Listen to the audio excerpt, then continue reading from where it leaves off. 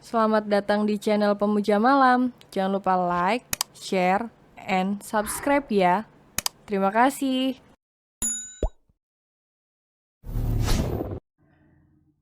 Chapter 48.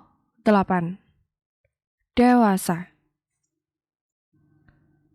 Sepanjang perjalanan pulang, Farah melihat ke arah luar terus.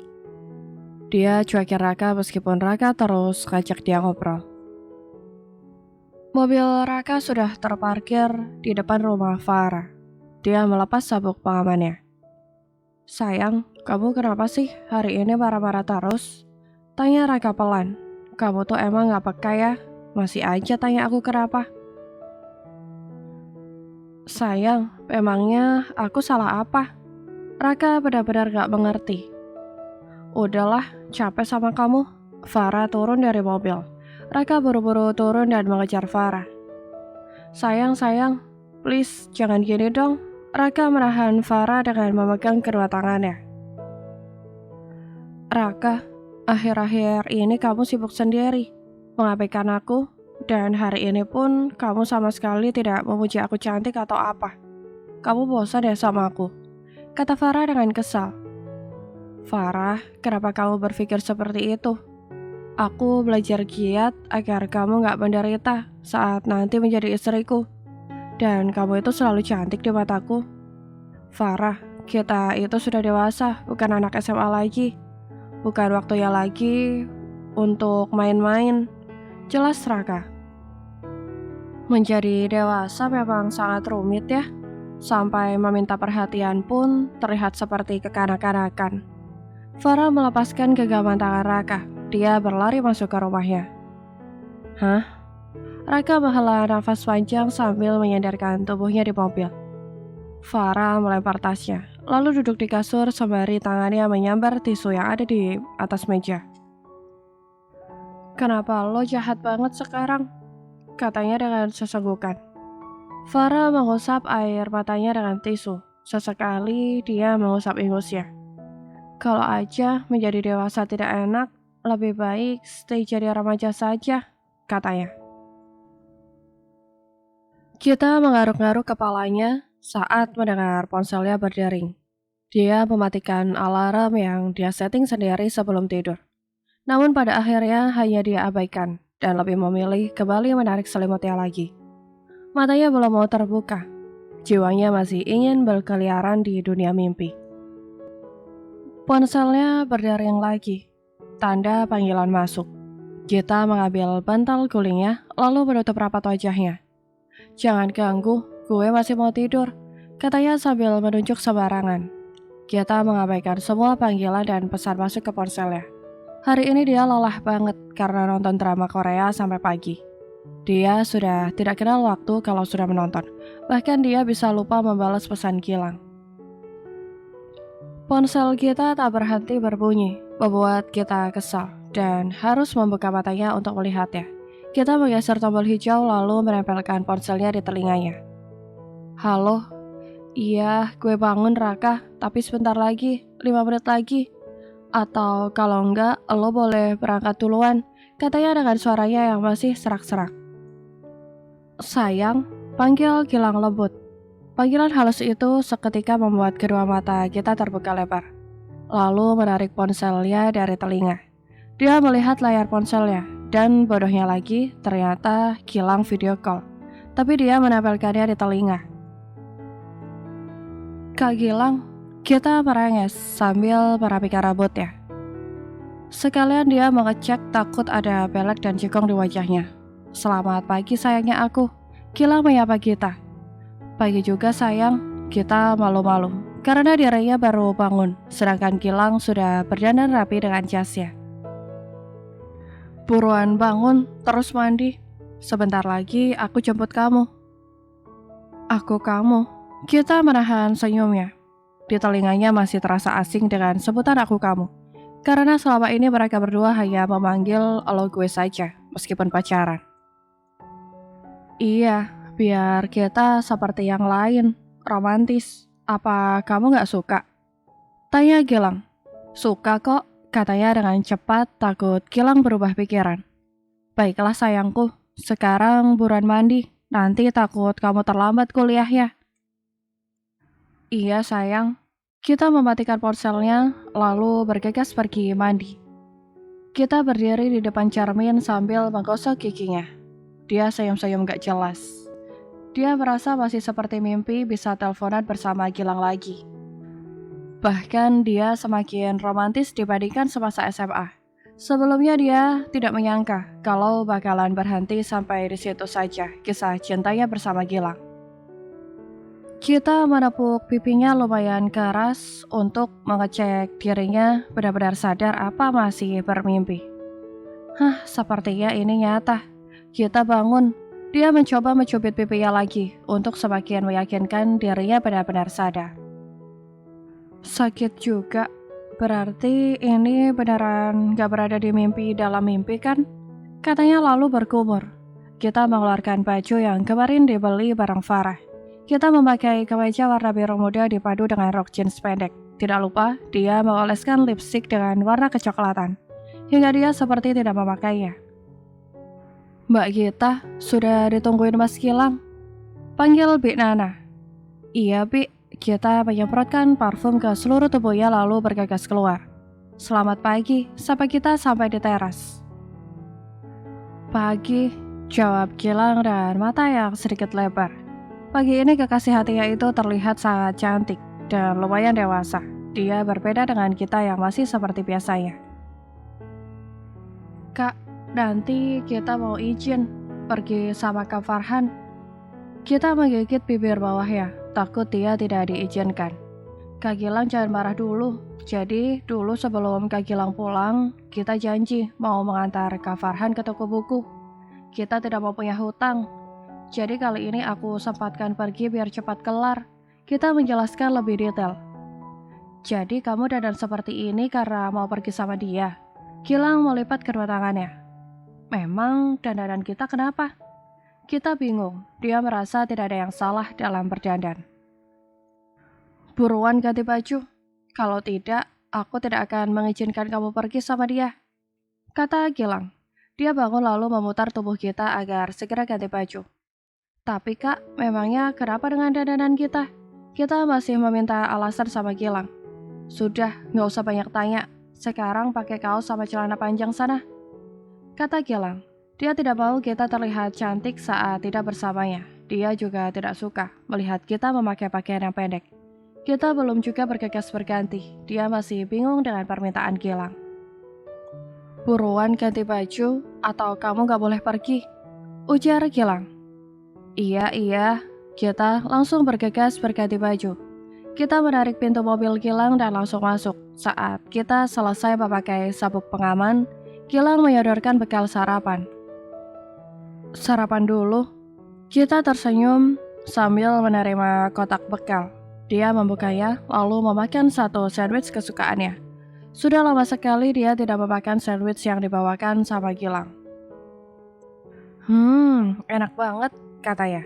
Syukurlah kalau kamu masih suka. Tentu saja masih suka, tapi harusnya kan aku yang buat sarapan untuk Kak Gilang. Tapi kenapa ini kebalikannya? Apa jiwa kita tertukar ya? Pertanyaan konyol mulai keluar dari mulut kita. Gilang terkekeh. Tertukar bagaimana?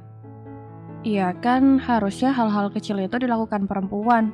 Membuat sarapan, membangunkan tidur, mengingatkan tidur, gak boleh begadang, dan jangan lupa belajar gitu.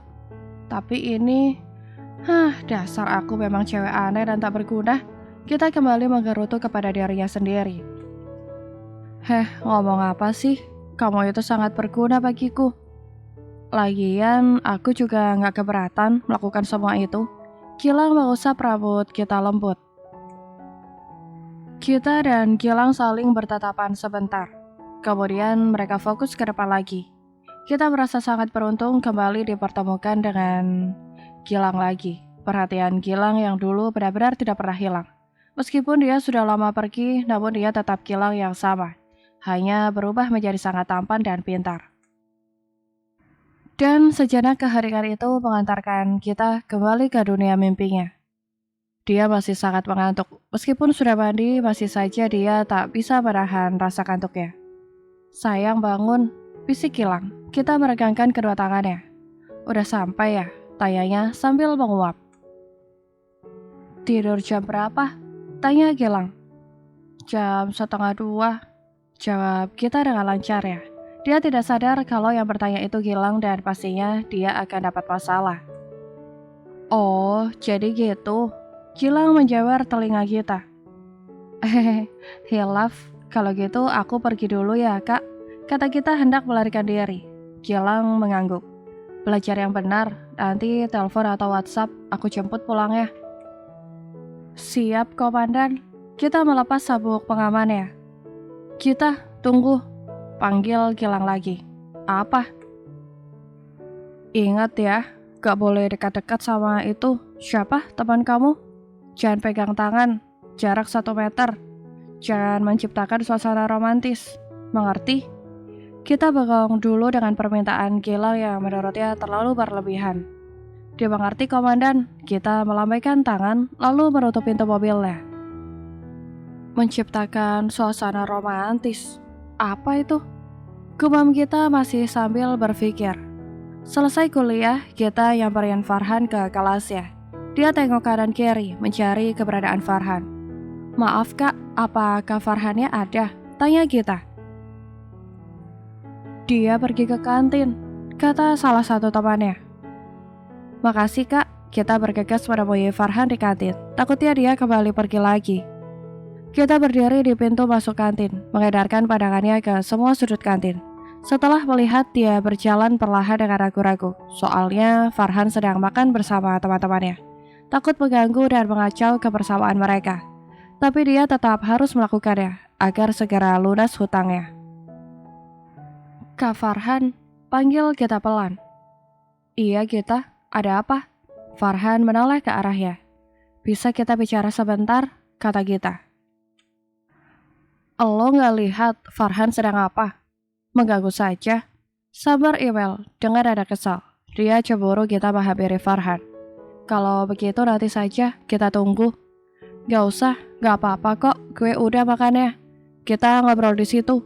Farhan beranjak meninggalkan makan siangnya meskipun dia baru memakan beberapa suap. Dia tidak mau menyanyiakan kesempatan bisa ngobrol sama kita. Tatapan email langsung tajam.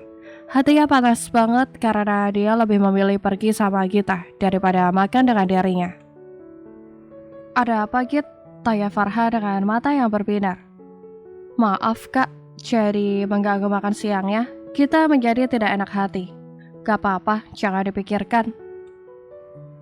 Kita mau bahas soal kita mau pergi ke toko buku. Kita mau melunasi janji kita hari ini. Apakah Farhan bisa? Kita berharap Farhan menyetujuinya hari ini.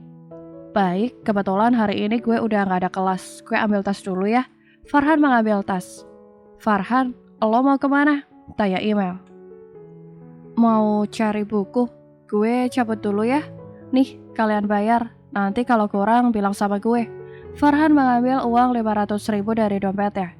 Siap bos, kata Jordan sembari tangannya meraih uang di sampingnya. Awas lo kita, batin email. Udah, makan lagi. Boleh nambah. Jordan memutar tubuh email ke arah meja makan. Kita berjalan memberikan jarak seperti permintaan Gilang. Namun Farhan terus bergeser mendekatinya. Sesampai di toko buku, kita mengekor Farhan. Dia kemudian menghilang. Ketika menemukan komik kesukaannya, dia duduk lalu membacanya di tempat sambil menunggu Farhan memilihnya. Lo pasti gak suka belajar ya? Tanya Farhan sambil duduk di sebelah kita. Kita tersenyum malu. Tentu saja yang dia bilang benar. Sejak SMA? Salah. Sejak sekolah dasar, dia sudah ogah-ogahan untuk belajar. Kita sering banget mendadak pusing saat belajar. Kita tidak terlalu berpikir dengan pelajarannya. Yang penting berangkat ke sekolah, ketemu sahabat-sahabatnya. Tebakan gue benar kalau hanya dijawab dengan senyuman. Farhan tersenyum, tangannya mengangkat hendak mengusap kepala kita. Namun kita langsung menghindar dengan menundukkan kepalanya saat dia sengaja menjatuhkan tasnya, lalu dia mengambilnya. Kita, setelah ini kita makan yuk, ajak Farhan. Maaf kak, kita masih kenyang. Sebelum kesini kita udah makan. Kita menolak dengan halus, padahal dia sama sekali belum makan. Terakhir makan sarapan pemberian Gilang. Dia sengaja tidak makan karena mau makan bareng bersama Gilang. Baiklah, kapan-kapan saja kita makan bareng. Sekarang lo mau kemana? Tanya Farhan. Apakah Farhan sudah selesai mencari buku ya? Tanya Gita. Iya, sudah. Kalau begitu, kita sudah bisa pulang sekarang. Lo mau langsung pulang, gak main atau nongkrong dulu? Farhan mencoba mengajak pergi Gita. Enggak kak, kita langsung pulang aja. Kita kekeh untuk pulang. Ya sudah, gue antarin yuk. Farhan menawarkan diri mengantar kita. Gak usah kak, makasih. Kita nanti balik bareng Raka sama yang lain. Lagian takut ngerepotin Kak Farhan, katanya. Farhan mengangguk. Dia tidak mau memaksa kita. Dia mencoba untuk mengikuti kemauannya. Kita tersenyum saat melihat Gilang yang sudah berdiri menyender di mobilnya. Kak, kita duluan ya, katanya sambil lari sebelum mendengar jawaban Farhan. Kita langsung memeluk Gilang. Kok sudah datang, katanya. Kamu kenapa dekat-dekat sama dia? Kan aku sudah bilang kasih jarak. Gilang bukannya menjawab pertanyaan kita, justru memalahinya, karena tidak menurut ucapannya. Pacarku sayang, bukan kita yang gak ngasih jarak. Dia aja yang terus mendekati kita. Kita memberikan pembelaan. Ya sudah, buruan naik. Gilang membukakan pintu untuk kita. Makasih ganteng, kata kita sambil nyengir. Gilang hanya tersenyum lalu menutup pintu. Farhan menatap Gilang dengan penuh kekesalan. Dia merasa lebih dulu kenal sama kita. Kenapa dia yang mendapatkannya? Ya begitulah kalau perempuan gatel. Baru aja pergi sama lo, udah pergi lagi sama cowok lain. Atau jangan-jangan dia perempuan panggilan lagi? Email mengompori Farhan. Farhan hanya melirik sekilas, lalu pergi begitu saja, tidak memberikan tanggapan kepada email. Han, tunggu. Email berlari mengejar Farhan. Di mobil kita merasa aneh karena Gilang melihat dia dengan tatapan aneh. Dia menjadi takut. Gilang tidak seperti waktu nganterin kuliah. Sekarang dia terlihat seram. Kenapa Kak Gilang melihat kita seperti itu?